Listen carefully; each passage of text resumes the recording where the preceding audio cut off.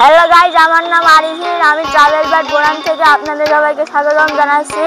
আজকে আমরা দেখে আসবো সদরপুর গ্রামের বিভিন্ন অংশ। তো চলুন দেখে আসি সদরপুর গ্রামের বিভিন্ন অংশ। এই মুহূর্তে আমি আছি সদরপুর কেন্দ্রীয় কবরস্থানের কাছে। সুন্দর দেখতে পাচ্ছেন, এটি আমাদের সদরপুর কেন্দ্রীয় কবরস্থান, যেখানে আশপাশে সব গ্রামের লোকজনকে সমাধিস্থ করা হয়। যদিও প্রথমত এটি একটি পাড়ার অংশ হিসেবে তৈরি হয়েছিল, বর্তমানে একটি পুরো এলাকার মানুষকে নিয়ে আমরা সংগঠনটি তৈরি করা হয়েছে এবং বেশ অনেকখানি জায়গা জুড়ে আমাদের এই কবরস্থানটিকে সুন্দরভাবে সুসজ্জিত করা হয়েছে। চারিদিকে বাউন্ডারি দিয়ে এবং বাউন্ডারির সামনে একটা গেটও করা হয়েছে, অত্যন্ত সুন্দর। গেটের বাইরের দিক দিয়ে আমরা যে ইউক্যালিপটাস গাছ লাগানো হয়েছে, গাছ কিন্তু এই কবরস্থানের সৌন্দর্যটা আরও বৃদ্ধি করেছে। গাছগুলোকে সুরক্ষা করার জন্য সামনে আপনার তার কাটা বেড়া দেওয়া হয়েছে।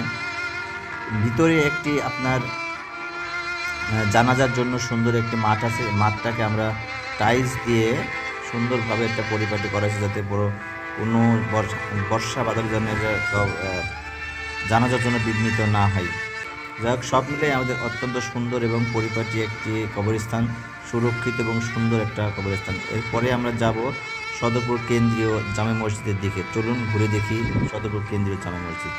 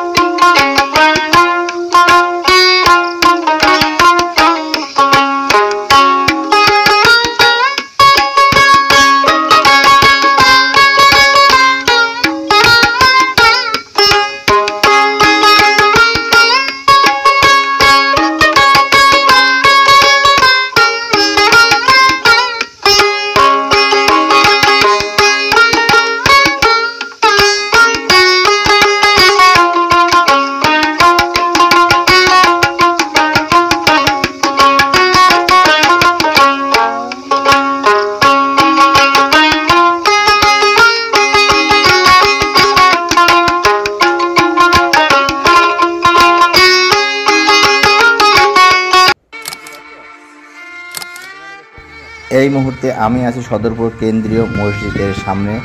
দেখতে পাচ্ছেন অত্যন্ত দৃষ্টিনন্দন কারুকার্য সম্বলিত একটি সুন্দর মসজিদ।